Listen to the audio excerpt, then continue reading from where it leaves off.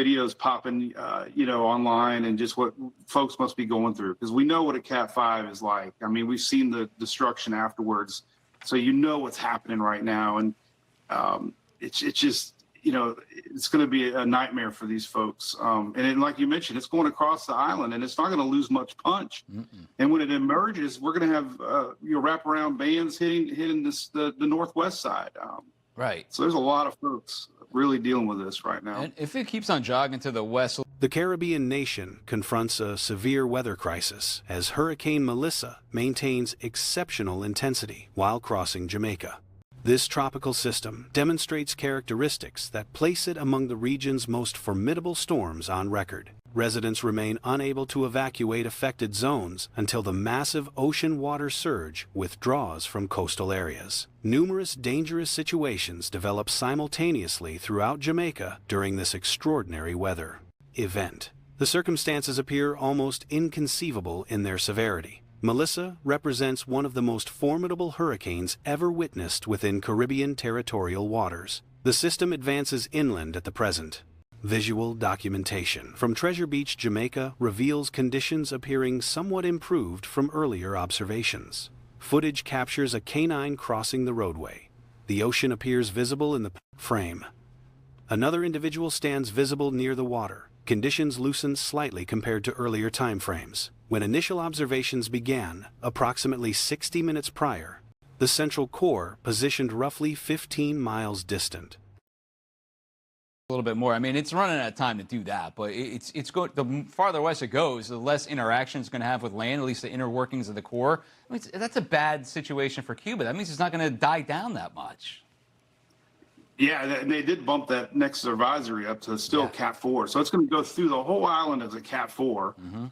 And it's a little flatter terrain on that side. So they're getting the rain still on the east side, which is terrible. I saw some flooding videos there. I had a friend of mine that I've met through doing my chats and stuff, and he just messaged me and said he's heard the southwest. The same canine crossed the roadway moments ago. The situation appears unfortunate. Storm tracking specialist and meteorological blogger discusses the unfolding situation. The afternoon provides an opportunity to examine this significant weather event. More favorable conversation topics would be preferable under different circumstances. This system ranks as among the most powerful hurricanes in recent memory. Besides Wilma, this storm demonstrates greater strength. The system continues its path across Jamaica currently. The development appears remarkable. Observations of this atmospheric disturbance began during the previous week. Discussion centered around a potential development. Part of the island is just getting beat up bad. Like, being a local, he said he's lived there his whole life. He's 63, nothing like that. So we just won't know. I remember watching past storms, Michael and others. You don't know what's going on right now until tomorrow, let's say. Even then, right? Even then, with the infrastructure that's going to get destroyed like this, what I'm worried about also, Mike, is looking at a before and after of the satellite. It's just the deforestation of that. Certain forecast models hinted at the possibility. Now the event unfolds in real time. Questions arise regarding how such development occurred. The storm ranks among the strongest in documented records. Late October timing adds to the remarkable nature. Most observers considered the hurricane season concluded. This represents the most astonishing aspect. Creating the most powerful atmospheric system witnessed this year within Caribbean waters requires optimal conditions aligning perfectly. Ocean thermal energy content remained untapped from previous seasons. Even during the previous year, Helene and Milton failed to develop intensity in southern waters. Several years passed without significant Caribbean hurricane activity. Stripe of the core that's going to go over there, it's going to be a drastically different west side of the island. Yeah, we've seen that in the past. Yeah. I mean, you're going to see, land scarred. And to see a storm like this with the lightning, this morning, just never lose that warmth. Broke a record, right, for the most intact eye ever. And right. It's just the worst case scenario for anybody. And the good news I told people on my little chat this morning, and one thing I learned is the current situation defies comprehension. Atmospheric pressure measurements reached 800 millibars.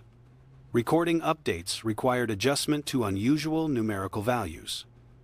Forecasters typically document 900 millibar pressures rather than 800 level readings. Comparisons arise with Tropical Storm Sonia positioned in Pacific waters, showing pressure readings of 1,003 millibars. The strength differential appears incredible when examining pressure measurements. Forecast model analysis reveals interesting performance patterns. Certain intensity prediction models demonstrated remarkable accuracy. These systems forecast pressure values between 800. Always folks ready to help. I've seen so many people ready to fly in, wanting to help. And I have a feeling that we're going to see a good outpouring of support to Jamaica afterwards. Yeah, I hope you're right. So I agree. We had the Minister of Energy and Transport and Telecommunications on, and he was touting that as well. Our good friends around the Caribbean are going to help, is what he was saying, and I agree. And then one more thing, Mike, when I look at the track itself, it goes through the Bahamas, we know. Bermuda has a kick me sign on it. I mean, here we go again with Bermuda. Yeah, this still might be 100 mile an hour. However, previous year performance validated model capabilities. European tracking models consistently provide reliable guidance. Track predictions maintain solid accuracy. The global forecast system performed poorly, projecting paths over Hispaniola.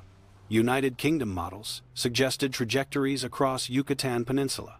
Disappointment arose regarding two frequently utilized forecasting systems. The situation created frustration among meteorologists. Model blending provides necessary perspective. Overall track predictions achieved reasonable accuracy. Examining mapping displays evolved. Oh, and you can see this picture looks a little bit better. That was Treasure Beach, Jamaica. Look at the dog running across the road. See that? See, there's a guy out there too. So things are actually loosened up just a bit.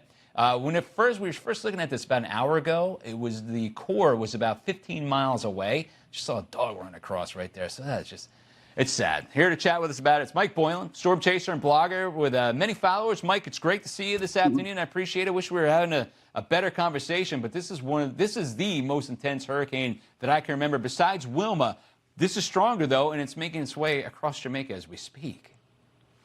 Yeah, it's just crazy. I mean, we watched this last week. We were talking about it, and yeah. Some of the Internet searches of affected regions reveal numerous video recordings showing current conditions. Residents endure experiences matching Category 5 hurricane impacts. Previous destructive aftermath from similar storms provides context for current events. Current devastation unfolds in real time. The situation creates nightmare scenarios for affected populations. The storm crosses the entire island without losing significant intensity. Upon emergence from land, wraparound precipitation bands impact northwestern sections. Many residents currently deal with severe conditions. Should the system continue, slight westward deviation, though timing grows limited, the eye wall could impact additional densely populated zones. Either scenario results in terrible outcomes for affected communities. models teased it, right? And now you're looking at it happening. It's like, how did this happen? It's one of the strongest on record. In the end of October, right, when everybody thought the season was done. Mm-hmm. Yeah, that's the most amazing thing. So if I was to tell you, all right, Mike, how can you form the most powerful storm that we've seen so far this year and put it in the Caribbean? Everything has to work out perfectly. Yes, I mean, with that ocean heat content, we've talked about that in the past. Mountain ranges reach elevations approaching 8,000 feet. The Blue Mountains specifically achieve heights around 7,500 feet. Terrain elevation combined with powerful winds creates compounding effects. Cold frontal systems approaching from northern latitudes may provide steering influences. Current projections suggest the storm maintains intensity near 135 miles per hour when reaching Cayman Islands. Should current trends continue, Grand Cayman faces direct impacts. Residents there already completed preparations. Mandatory evacuation orders affected the entire population. Shelters reached capacity. Communication with individuals on the island confirms unprecedented conditions. It was just untapped. Even last year, the Helene and Milton really didn't get going down there. So we really haven't had a real Caribbean storm, in several years. It seems like. So yeah, it's just mind-boggling. It's 800 millibar system. Yeah. Even typing updates today, I was typing 982 because you're not used to typing 8. You're used to typing 900. Right, and I was just remarking about Tropical Storm Sonia that's out in the Pacific with a low pressure of 1,003.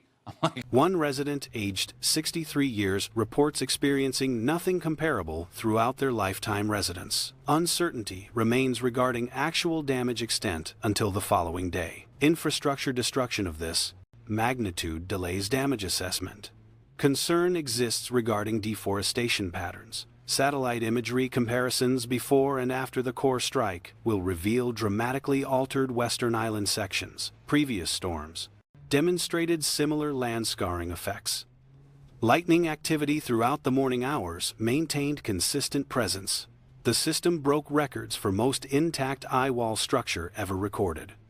This represents worst case scenarios for any affected population. Positive aspects include Okay. Jeez, This is incredibly strong when you're talking about this, and you like to dive into the models too, Mike. And my question is, which model do you think is prepared better for this one, and which one is performing better right now?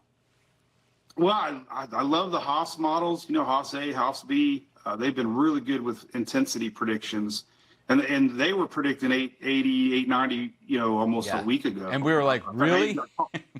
Yeah, remember we talked about it. I got called out on it. I'm like, are you kidding me? But they did really well last year. Many individuals prepare to travel to affected regions. Organizations stand ready to deploy aid. Substantial support will likely reach Jamaica following the disaster. Regional allies throughout the Caribbean pledge assistance. Energy, transport, and telecommunications officials confirm neighboring nations prepare aid delivery. The projected track continues through Bahamas territory. Bermuda appears targeted once again. Wind speeds may reach 100 miles per hour. At that location, the island positions on the dangerous side of the storm track according to model projections. Guilt arises when focusing exclusively on one weather event while other regions face impacts. It seems like the Euro track is always solid. Really good. The GFS was terrible.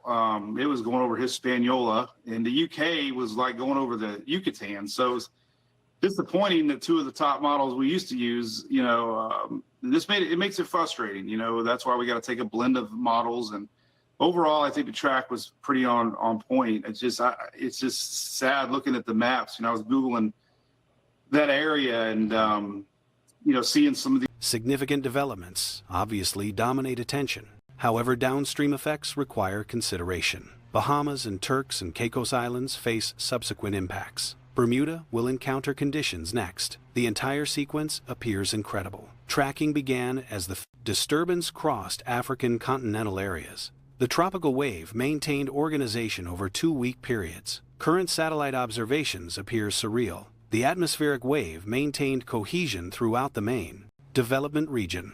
Development occurred only upon reaching untapped Caribbean waters. Observations of this energy batch span 14 days currently.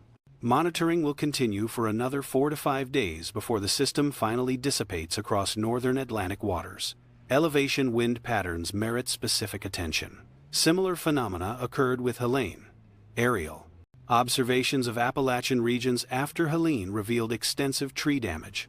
Surface level winds remained modest, while upper elevation winds caused devastation. Similar conditions will impact Jamaica currently. Curiosity exists regarding whether elevated terrain experiences worse damage than surface predictions suggest. Even areas not receiving direct hurricane force winds may suffer from upper atmosphere wind patterns. Land scarring from fallen trees will remain visible for at least 10 years. This topic warrants future discussion and analysis.